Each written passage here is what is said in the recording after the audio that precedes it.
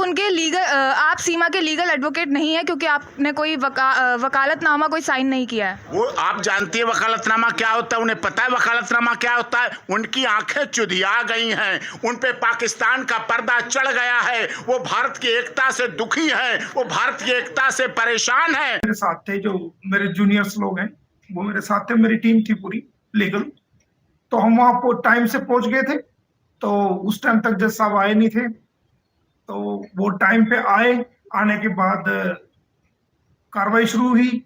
हमने वेट किया क्योंकि काफी अदालत में काफी लंबी लिस्ट होती है केसेस की।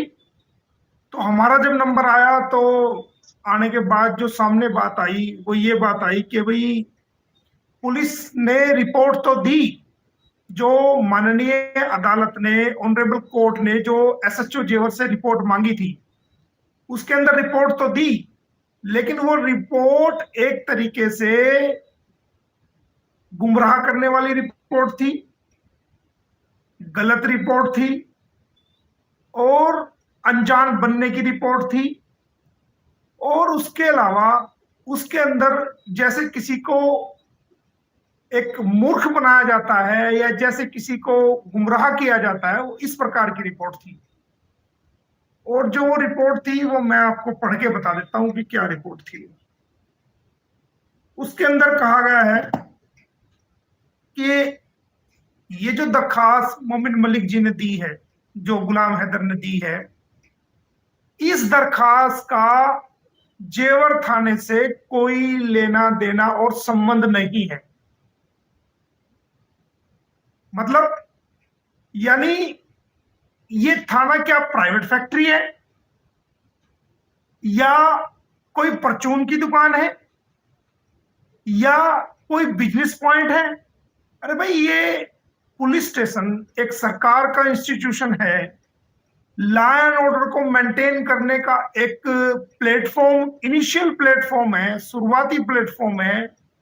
कहीं भी समाज के अंदर लॉ एनफोर्समेंट की कोई भी प्रॉब्लम आती है या कोई भी समस्या आती है या किसी के साथ भी कोई क्राइम होता है या कोई जुल्म होता है, तो सबसे पहले जो प्रामा फेसाई प्लेटफॉर्म है, जो कानून की नजरों में है, वो पुलिस डिपार्टमेंट है। बिल्कुल।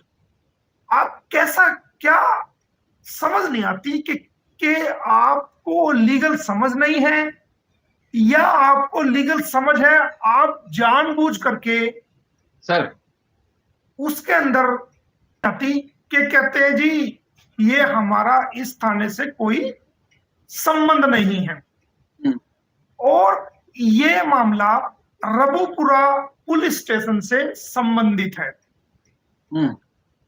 अब वो रिपोर्ट मैंने पढ़ ली, मेरी भौहें चढ़ गई। आपको पता है कि मैं, अगर मुझे कभी गुस्सा नहीं आता है, लेकिन अगर कानून के नाम पर, कानून के प्लेटफॉर्म को ही या जुडिशियल सिस्टम को या जुडिशियल प्रोसीडिंग को या माननीय न्यायालय को, ऑनरेबल कोर्ट को कोई गुमराह करे कानून के नाम पर, तो वहां मेरी भौहें तन जाती है। ये मेरी आप लगा लो कि कमजोरी लगा लो, या ये इतना गुस्सा चढ़ जाता है कि शायद मुझे मेरा कोई कितना नुकसान कर दे उस पर गुस्सा ना आए जितना इस बात के ऊपर आता है।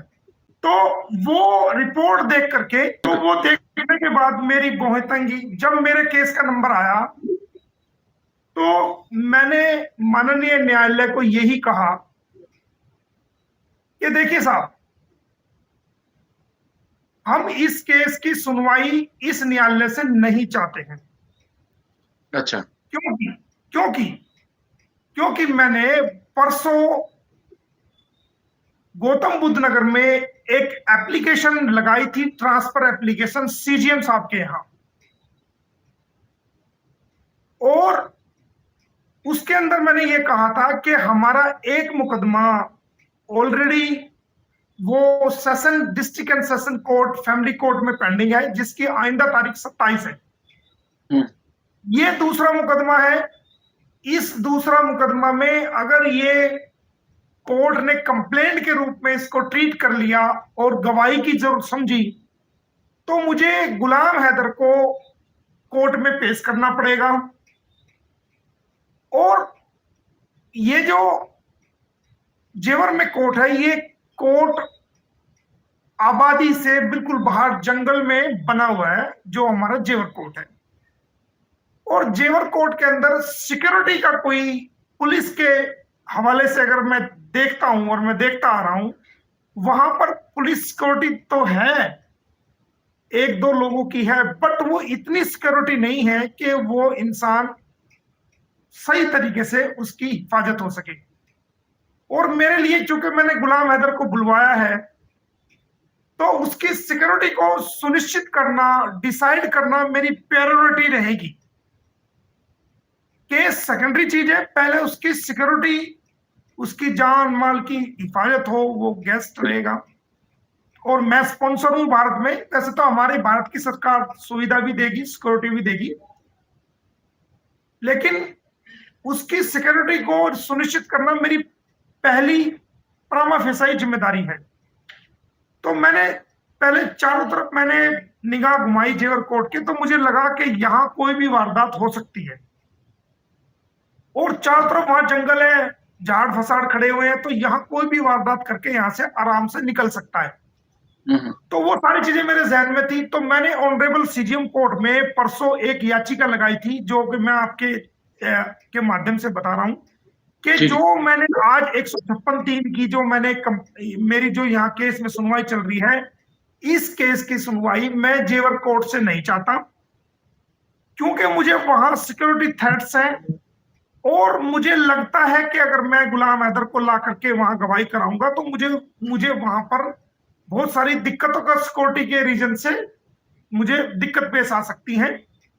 और हालांकि सिक्योरिटी मैं अपने लेवल पे ही बढ़ाऊंगा, लेकिन मैं आने वाले समय को लेकर के चिंतित हूं। तो मैं नहीं चाहता कि इस केस की सुनवाई हो। मेरे इस केस की सुनवाई भी गौतम बुद्ध नगर न्यायालय में होनी चाहिए, ताकि दोनों केस एक जगह पर हो जाएं और दोनों केस की जो तारीख चले वो एक साथ साथ चले, सेम डेट में। मुझे दोबारा चक्कर ना लगाने पड़े, 400 किलोमीटर के सफर। और गौतम बुद्ध नगर से जेवर कोर्ट का जो फासला है, कम से कम 30-35 या 40 किलोमीटर के लगभग होगा। अच्छा। और वो रूट भी बिल्कुल दूसरी तरफ जाके है, तो वो हाईवे भी दूसरा है, मोटरवे भी वो सेकंड दूसरा पड़ता है। ये मोटरवे हमारे हरियाणा से सीधा जाता है, वो मोटरवे सेकंड मोटरवे है। इस मोटरवे को खत्म करने के बाद, हाईवे खत्म करने के बाद, फिर वो दूसरा मोटरवे शुरू होता है और जंगल के रास्ते से होता है। तो मैंने उस चीज को देख के मैंने वहां, और वो मेरी जो ट्रांसफर एप्लीकेशन है, बाकायदा उसको एडमिट किया गया है। अच्छा। और उसमें 24 तारीख लगाई गई है। 24 तारीख पे वो अगर कोर्ट को लगेगा कि हाँ ये ट्रांसफर होनी चाहिए, तो मेरी जो कंप्लेंट 156(3) की है, उसकी सुनवाई जेवर कोर्ट से वो गौतम बुद्ध नगर कोर्ट में होगी, और दोनों केस को मैं आसानी से फिर कर सकता हूं। और गौतम बुद्ध नगर कोर्ट में भी चारों तरफ जो है वो दीवारें हैं, काफी वकील लोगों की तादाद है, और एक बहुत बड़ी तादाद वकीलों की है वहां पर, और काफी संख्या में वहां पुलिस फोर्स मौजूद रहती है। उनके गेट्स पर भी पुलिस रहती है, जो मेन कोर्ट है, कोर्ट के बाहर भी काफी पुलिस रहती है। तो वहां किसी भी प्रकार की वारदात को अंजाम दे के भागना बड़ा इम्पॉसिबल है। अच्छा सर, ये गौतम कस्बा जिसको बोलते हैं हमारी, ये मेरे जहन में था। तो फिर मैंने वो वहां सिक्योरिटी रीजन से बहुत अच्छा था, तो मैंने वो ऑनरेबल कोर्ट को बताया कि फर्स्ट ऑफ ऑल सर, मैंने इस केस की ट्रांसफर एप्लीकेशन सीजीएम कोर्ट में लगाई है, जिसकी आइंदा तारीख 24 है। नंबर 1, मैं इस कोर्ट से जो फर्दर प्रोसीडिंग है, अगर आगे की जो प्रोसीडिंग है इस डेट के बाद, वो मैं चाहूंगा कि वो वहां से हो। दूसरी बात, ये आप देखेंगे कि ये मेरी कंप्लेंट के अंदर इन्होंने अधूरा जवाब दिया है, इनप्रॉपर जवाब दिया है, और ये ना केवल जो है मुझे धोखा दे रहे हैं, बल्कि ये माननीय न्यायालय को भी गुमराह करने की कोशिश कर रहे हैं। और मैंने कहने लगे, जज साहब कहने लगे कि ये जो मैंने कि ये कंप्लेंट मैंने बाई हैंड दी थी, कह रहे इसकी रिसीविंग दी थी। मैंने कहा नहीं, इसकी कोई रिसीविंग नहीं दी थी मुझे। जब मुझे इसकी रिसीविंग नहीं दी गई तो मैंने वहीं से स्कैन किया कंप्लेंट को, और वहीं से मैंने एसएचओ जेवर को, डीएम गौतम बुद्ध नगर को और कमिश्नर ऑफ पुलिस को मैंने ये कंप्लेंट पीडीएफ बना के भेज दी थी इस टाइम पे। और मैंने जो मेल की थी उस मेल के अंदर मैंने लिखा कि आज मैं ये कंप्लेंट, मैनुअल कंप्लेंट, साइन की हुई कंप्लेंट आपके दफ्तर में यहाँ हाजिर हूं और मैं इस फला फला कांस्टेबल को दे रहा हूं। ये मैंने मेल में अलग से लिख दिया था। कृपया इस कंप्लेंट को कंसिडर करें और उस पर एक्शन लें, एफआईआर दर्ज करें। और उसका जवाब मुझे डीएम गौतम बुद्ध नगर ने भेजा भी था अगले दिन कि हमने ये कंप्लेंट डीसीपी को आगे फर्दर एक्शन के लिए भेज दी है। वो मेल का जवाब मैंने 156(3) की फाइल में लगाया हुआ था। मैंने कहा मुलाजा फरमाए देखें जरा, तो वो 156(3) के जब वो मेल देखा, वो कंप्लेंट देखी और मैंने कहा ये एसएचओ के व्हाट्सएप पे भी मैंने भेज रखी है, ये देखो, ये मेल द्वारा भी है, वैसे भी है, रिसीविंग इन्होंने दी नहीं।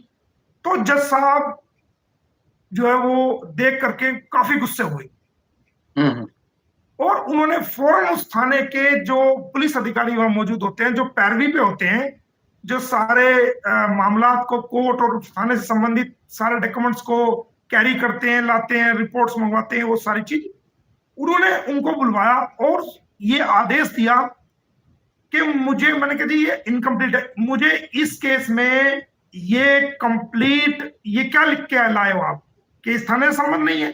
अरे एक तरफ तो आप लिख रहे हो कि ये इस मुकदमा की जांच जेवर पुलिस स्टेशन में ही चल रही है।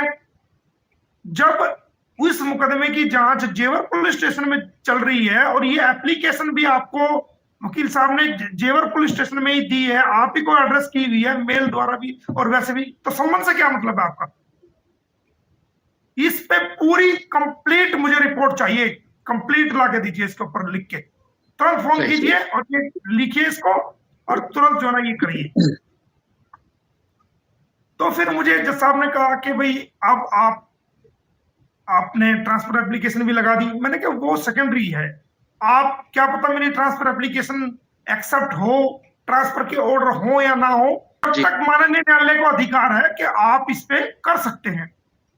तो जज साहब ने उसमें बड़े स्ट्रिक्ट ऑर्डर पास किए और उनको दोबारा कॉपी हमसे मांगी गई, क्योंकि जो रिपोर्ट होकर आई थी वो तो जमा हो गई। हमने एक और कॉपी दी उनकी, और कॉपी रिसीव कराने के बाद वो दोबारा एसएचओ को भेज दी 30 तारीख को। वो मेरे से तारीख पूछी तो मैंने खुद ही, क्योंकि लिटिगेशंस ये खाली 2 लिटिगेशंस नहीं है, ये तो कंप्लीट हो चुकी, 3 लिटिगेशंस हो गई है, 3 केस हमारे एक्सेप्ट हो चुके हैं अब तक कोर्ट में, और उसके अलावा और भी कई केसेस हैं जो हमने इनको पूरी तरीके से, हमने चारों तरफ से इनको लीगली रूप से हमने इनको करना है।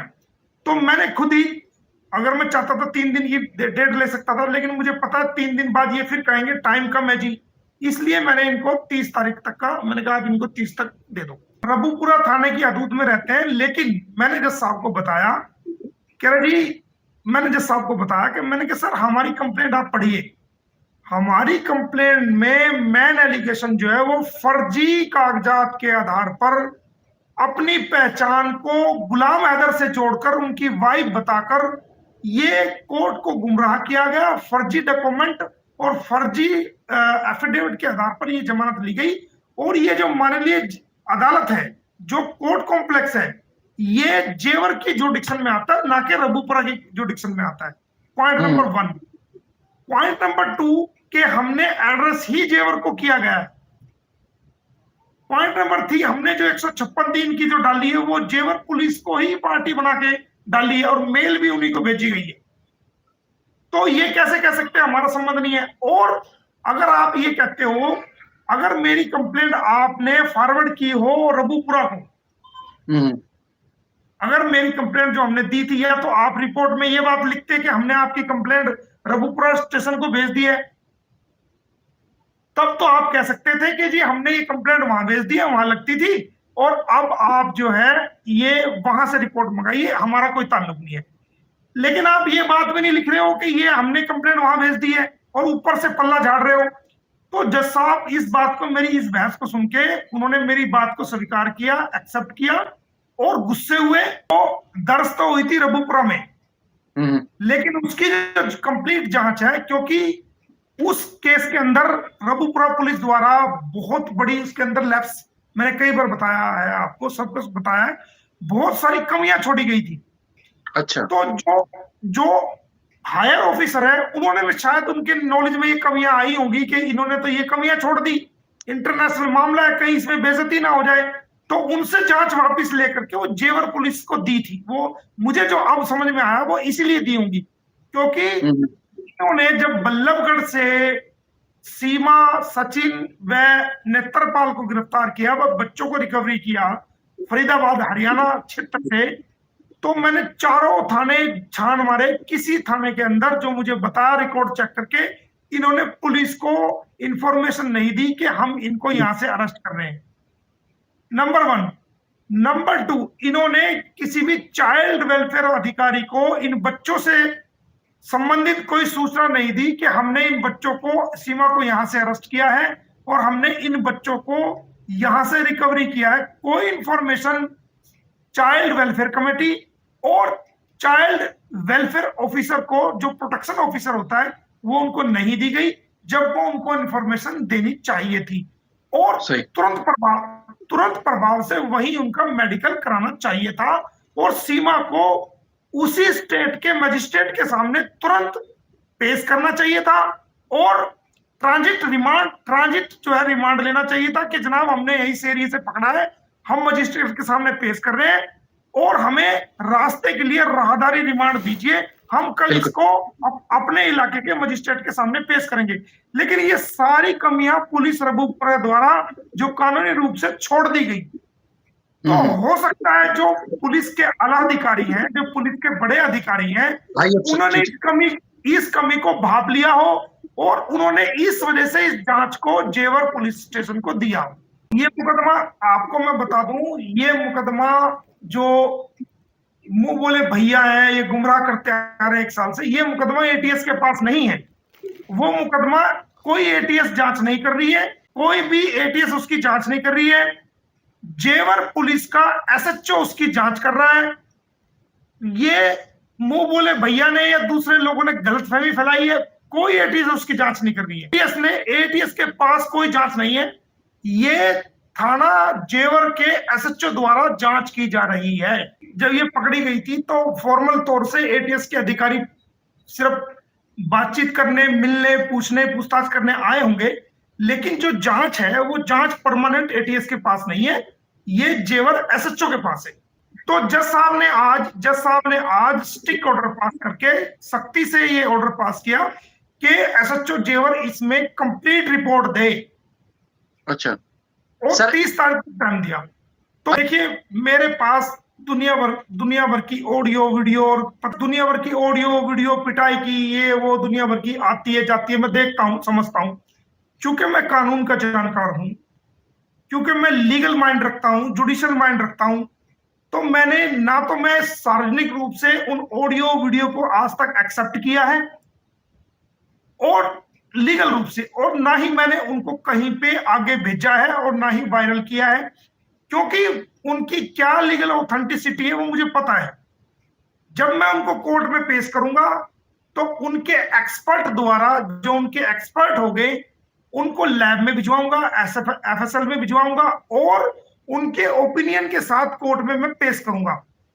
क्योंकि मैं कभी भी अपनी दाढ़ी दूसरों के हाथ में नहीं देता। अगर मैं खुद उनको लीक करता हूं या उनको मैं कहीं फॉरवर्ड करता हूं, तो जिनकी औकात उठ के बोलने के लायक नहीं है, वो लोग भी कहेंगे कि देखो हमारी वीडियो फर्जी वायरल कर दी, ये कर दिया। तो हम तो समझते हैं उस चीज को।